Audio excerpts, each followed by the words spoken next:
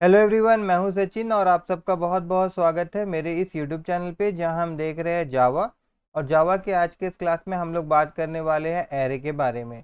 तो एरे समझाने के लिए सबसे पहले तो मैं ये न्यू क्लास ले लेता हूं एक, और इसमें क्लास का नाम मैं रख देता हूं ARR।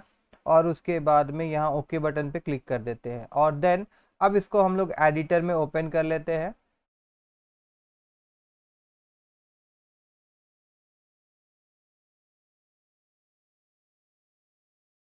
इसको मैं यहाँ से डिलीट कर देता हूँ और देन यहाँ पे भी मैं डिलीट कर देता हूँ।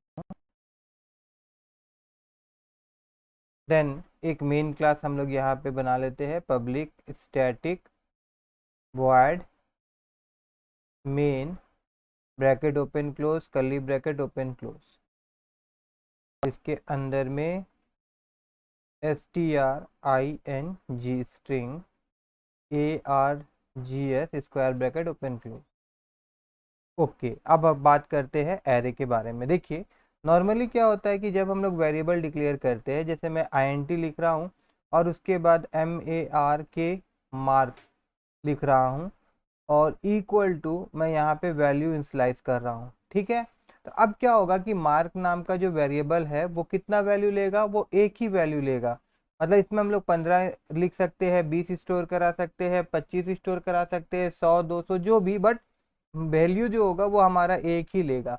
मगर अगर यहाँ पे मैं अगर इस प्रकार से इसको स्क्वायर ब्रैकेट दे दूँ तो ये मेरा बन जाएगा एरे। और एरे के अंदर में क्या होता है कि हम लोग सिंगल नाम का एक वेरिएबल में मल्टीपल वैल्यू हम लोग स्टोर करवा सकते हैं। जैसे कि अगर मैं यहाँ पे कर्ली ब्रैकेट ओपन क्लोज करूँ और उसके बाद मैं यहाँ 15 10 20 30 40 मतलब इस प्रकार से जितना भी वैल्यू मैं इसमें स्टोर करवा सकता हूँ, ठीक है। तो नॉर्मल वेरिएबल में क्या होता है, सिंगल वैल्यू स्टोर करवा सकते हैं। एरे में क्या होता है कि हम लोग मल्टीपल वैल्यू स्टोर करवा सकते हैं इन ए सिंगल नेम वेरिएबल, ठीक है। सबके लिए अलग अलग वेरिएबल हम लोग को नहीं लिखना पड़ता है, ठीक है। अब रहा सवाल कि वैल्यू, यहाँ पे हम लोग एक एरे भी डिक्लेयर कर लिए और उसके अंदर में वैल्यू भी हम लोग इनिशियलाइज कर लिए। अब पर्टिकुलर इतना सारा सारा वैल्यू को तो हम लोग एक साथ कैसे बुलाएंगे। अगर हम लोगों को कॉल करना होगा तो हम लोग इसको कैसे कॉल करेंगे। जैसे मैं प्रिंट करना चाहता हूँ तो यहाँ पे मैं system dot out dot system dot out dot print L और उसके बाद यहाँ पे मैं अगर लिखूँगा मार्क और फिर स्क्वायर ब्रैकेट ओपन क्लोज और इसके अंदर अगर मैं 0 लिखूँगा तो ये मेरे को पहला एलिमेंट देगा। और उसी प्रकार से अगर मैं 1 लिखूँगा तो वो मुझको दूसरा एलिमेंट देगा। उसी प्रकार से अगर मैं यहाँ पे मैं सबको पेस्ट कर देता हूँ यहाँ पे यहाँ तक, तो ये पहला 0 हो गया, दूसरा 1 हो गया और तीसरा 2 हो गया, चौथा जो है वो आपका 3 हो गया और उसके बाद ये हो गया 4। अब ये जाएगा 4 तक। ये जो 0 1 2 3 है इसको हम कहेंगे कि ये इंडेक्स नंबर है। ये क्या है, इंडेक्स नंबर। मतलब कहने का मतलब ये है कि जैसे ही मैंने वैल्यू एरे में स्टोर करवाया तो हर एक वैल्यू के लिए अपना एक पर्टिकुलर इंडेक्स बन गया। जैसे कि पहला वाला वैल्यू के लिए 0, उसके बाद वाला जो वैल्यू है उसके लिए 1, उसके बाद वाला जो वैल्यू उसके लिए 2, उसके बाद वाला वैल्यू जो है उसके लिए 3, उसके बाद वाला वैल्यू जो है उसके लिए 4। तो इंडेक्स जो है वो 0 से स्टार्ट होता है और एरे जितना एरे होता है उससे एक कम संख्या तक इंडेक्स का वैल्यू जाता है। मतलब कहने का मतलब है ये है कि ये जो पर्टिकुलर एरे है हमारा, इसके अंदर में कितना एलिमेंट है, मतलब कितना वैल्यू है, 5 है। तो एरे कहाँ तक जाएगा, वो 4 तक जाएगा, ठीक है ना, क्योंकि वो 0 से स्टार्ट हो रहा है, 1 से स्टार्ट नहीं हो रहा है। दूसरा चीज, अगर वैल्यू हम एक्सेस करना चाहते हैं तो उसका इंडेक्स नंबर के द्वारा हम लोग उसको एक्सेस कर पाएंगे, ठीक है। अगर मैं इसको कंपाइल करूं और मैं आपको प्रिंट करके दिखा देता हूं तो उसके लिए हम लोगों को यहाँ आना होगा और यहाँ आने के बाद में यहाँ राइट क्लिक करना होगा और फिर वॉइड मेन में क्लिक करेंगे और उसके बाद ओके में और देखिए यहाँ पे हमारा ये आउटपुट दिखा रहा है 15, 10, 20, 30, 40। ठीक है, इसको कर देता हूँ मैं क्लियर और इसको मैं कर देता हूँ क्लोज और वापस हम यहाँ आ जाते हैं। तो यहाँ तक आपको समझ में आया होगा कि इस प्रकार से हम लोग वैरे नहीं, एरे को हम लोग डिक्लेयर भी कर सकते हैं, वैल्यू इनिशियलाइज कर सकते हैं। ठीक है, और एक चीज़, ये सारा को मैं थोड़ा देर के लिए यहाँ से हटा देता हूँ।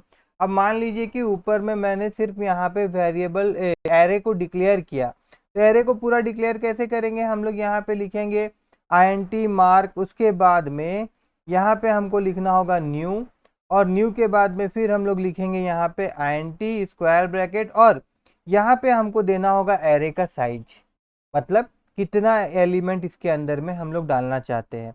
तो मैं यहाँ पे अगर 5 लिख दूँ तो इसमें हम लोग 5 एलिमेंट डाल सकते हैं। अब एलिमेंट हम लोग कैसे इनिशियलाइज करेंगे, एक एक एलिमेंट अगर हमको करना होगा तो उसके लिए हम लोग यहाँ पे लिखेंगे मार्क स्क्वायर ब्रैकेट, उसके बाद में यहाँ पे हम लोग इंडेक्स पोजीशन देंगे 0 कि भैया 0 में आप ये वैल्यू डाल दीजिए। जैसे मैं यहाँ लिख देता हूँ 45। उसके बाद फिर मैं यहाँ पे लिख रहा हूँ मार्क, फिर स्क्वायर ब्रैकेट, और फिर मैं यहाँ लिख दे रहा हूँ 1, और फिर यहाँ पे मैं कह रहा हूँ कि भैया 0 में आप दूसरा जो वैल्यू होगा वो आप 25 डाल दीजिए। उसके बाद फिर मैं यहाँ पे लिख रहा हूँ मार्क, और फिर स्क्वायर ब्रैकेट, यहाँ पे मैं लिख दे रहा हूँ 2, और मैं बोल रहा हूँ कि भैया इसमें आप एक काम करिए, आप 6 डाल दीजिए। ठीक है, उसके बाद फिर मैं यहाँ पे लिख रहा हूँ mark square bracket equal to, मैं यहाँ दे देता हूँ 12। उसके बाद फिर मैं यहाँ पे लिख देता हूँ मार्क, फिर स्क्वायर ब्रैकेट, इसके अंदर में 4, और ऊपर वाला जहाँ पे हम लोगों ने खाली छोड़ा है यहाँ पे मैं लिख देता हूँ 3, और उसके बाद यहाँ पे इक्वल टू, और देन यहाँ पे स्क्वायर ब्रैकेट, स्क्वायर ब्रैकेट तो वहाँ दे दिए हम लोग ना, यहाँ पे 8। तो इस प्रकार से अब क्या होगा कि ये वैल्यूज जो होगा इस पर्टिकुलर एरे में इनिशियलाइज हो जाएगा। और फिर से अगर हम लोग इसको देखना चाहते हैं तो हम लोग system dot out dot print l n, then array का नाम और इंडेक्स वैल्यू करके देख सकते हैं। ठीक है, अब सोचिए कि अगर मैं आपसे कहूँ कि ये वैल्यूज़ को लूप यूज़ करके मैं डिस्प्ले करवाना चाहता हूँ, ठीक है, तो कैसे करेंगे? तो उसके लिए मैं यहाँ पे फोर लूप का यूज़ कर रहा हूँ।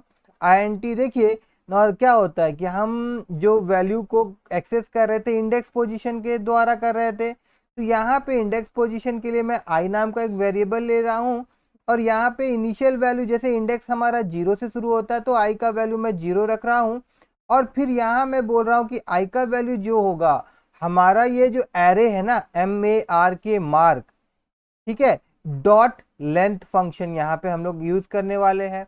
हम लोग बोल रहे हैं कि इसका लेंथ, ये फंक्शन से क्या होता है, मार्क डॉट लेंथ मैं लिखूंगा अगर, तो इससे क्या होगा कि जितना भी एलिमेंट होता है ना वो उसका नंबर मिल जाता है। जैसे हमको 5 देगा, और उसके बाद फिर यहाँ पे मैं आई प्लस प्लस कर दे रहा हूँ, फिर ब्रैकेट कर दे रहा हूँ, फिर कर्ली ब्रैकेट ओपन क्लोज कर रहा हूँ, और उसके बाद में यहाँ पे मैं SYSTEM system dot out dot PRINT print LN, और उसके बाद ब्रैकेट ओपन क्लोज, और यहाँ पे अब हमको क्या करना होगा, यहाँ पे आपको मार्क लिखना होगा, और उसके बाद यहाँ पे हम आई लिख देंगे। अब आई लिखने से होगा क्या कि पहले तो ये 0 आएगा, 0 आएगा तो ये पहला एलिमेंट देगा, फिर 1 आएगा तो दूसरा एलिमेंट देगा, फिर 2 आएगा तो ये तीसरा एलिमेंट देगा, और ये कहाँ तक जाएगा, ये 4 तक जाएगा, क्योंकि मार्क डॉट लेंथ जो है वो हम लोगों को 5 देगा, और यहाँ पे हम लोगों ने कंडीशन दे के रखा है कि आई का जो वैल्यू होगा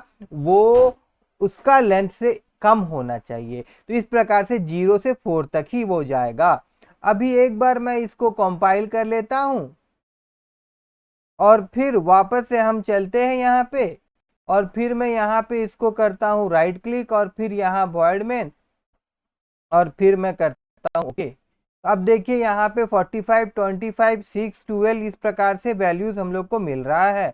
अभी मैं फिर इसको कर दूंगा क्लियर, और ये आउटपुट स्क्रीन को कर दूंगा क्लोज, और वापस मैं आ जाऊंगा यहाँ पे। अब रहा सवाल, अगर मैं आपसे बोलूं कि आप यूजर के द्वारा एरे को फिल करवाना चाहते हैं, दैट मीन्स एरे के अंदर में वैल्यू इंसर्ट करवाना चाहते हैं, तो क्या करना होगा? तो सबसे पहले तो यूज़र से वैल्यू लेने के लिए हम लोगों को यहाँ पे एक स्कैनर क्लास लेना होगा। तो स्कैनर क्लास लेने के लिए हम लोगों को यहाँ पे क्या करना पड़ेगा, इंपोर्ट करवाना होगा। इंपोर्ट के बाद यहाँ पे जावा डॉट यूटिल लिखना होगा। उसके बाद स्कैनर लिख सकते हैं, मगर मैं यहाँ पे स्टार साइन दे दूंगा ताकि ऑल, ठीक है ना, इसका मतलब ऑल होता है, इसमें स्कैनर भी आ जाएगा हमारा। अब यहाँ पे हम लोग क्या करेंगे कि स्कैनर क्लास का एक ऑब्जेक्ट क्रिएट कर लेंगे। तो उसके लिए लिखना होगा स्कैनर, उसके बाद देना होगा ऑब्जेक्ट का नाम, उसके बाद इक्वल टू, उसके बाद न्यू, और उसके बाद फिर से यहाँ पे हम लिखेंगे स्कैनर, और ब्रैकेट ओपन क्लोज के अंदर में हम लोगों को लिखना होगा system dot in, SYSTEM system dot in. Okay, अब इसके बाद में अब यहाँ पे जैसे मैं यहाँ पे मैन्युअली एक एक वैल्यू अभी ले रहा था, तो अब मैं यहाँ पे क्या करूँगा, मैं एक लूप चलाऊँगा। बट लूप चलाने से पहले मैं यहाँ पे एक प्रिंट करवा दूंगा, तो कि system dot out dot print ln और ब्रैकेट ओपन क्लोज। और देखिए यहाँ पे हम लोग क्या कर रहे हैं, हम लोग इंसर्ट करवा रहे हैं, insert value, inserting value, inserting value into array, ठीक है। और उसके बाद में मैं क्या करूँगा, यहाँ पे इसको बंद कर देता हूँ। इसी को ही हम लोग एक बार कॉपी करते हैं और यहाँ नीचे पेस्ट कर देते हैं, और यहाँ मैं लिख देता हूँ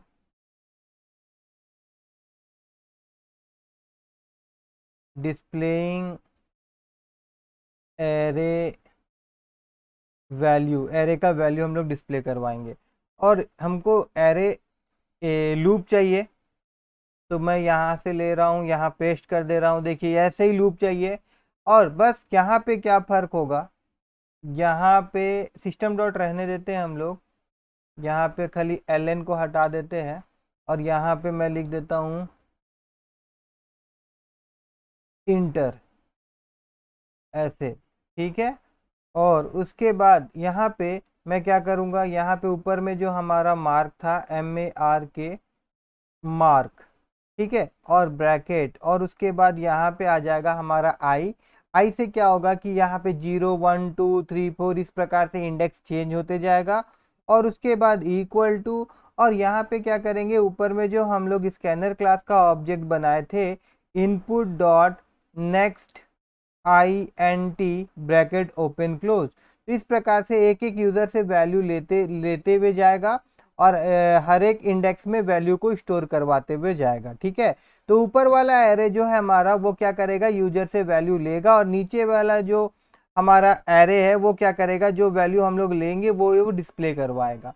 ओके, एक बार इसको कंपाइल करके देख लेते हैं। इसमें देखिए कोई भी एरर डिस्प्ले नहीं हुआ है। और उसके बाद वापस से अब हम यहाँ जाते हैं, और इसको अभी राइट क्लिक करके वॉइड मेन, और देन ओके। अब यहाँ पे इंसर्टिंग वैल्यू इनटू एरे और इंटर दिखा रहा है, तो मैं यहाँ पे इंटर करता हूँ। जैसे मैं पहला देता हूँ 1, दूसरा मैं यहाँ पे दे रहा हूँ 2, तीसरा मैं दे रहा हूँ यहाँ पे 3, चौथा मैं दे रहा हूँ 4, उसके बाद मैं दे रहा हूँ 5। और देखिए जैसे यहाँ पे हम लोग इंटर किए 1 2 3 4 5, यहाँ पे एरे का वैल्यू लिया, और उसी प्रकार से यहाँ पे देखिए एरे का वैल्यू डिस्प्ले करवा रहा है, ठीक है। मैं आशा करता हूं कि आप लोगों को एरे समझ में आया होगा। अगर एरे समझ में आया हो तो मेरे इस वीडियो को लाइक करिएगा, और मेरे चैनल को सब्सक्राइब करना मत भूलिएगा।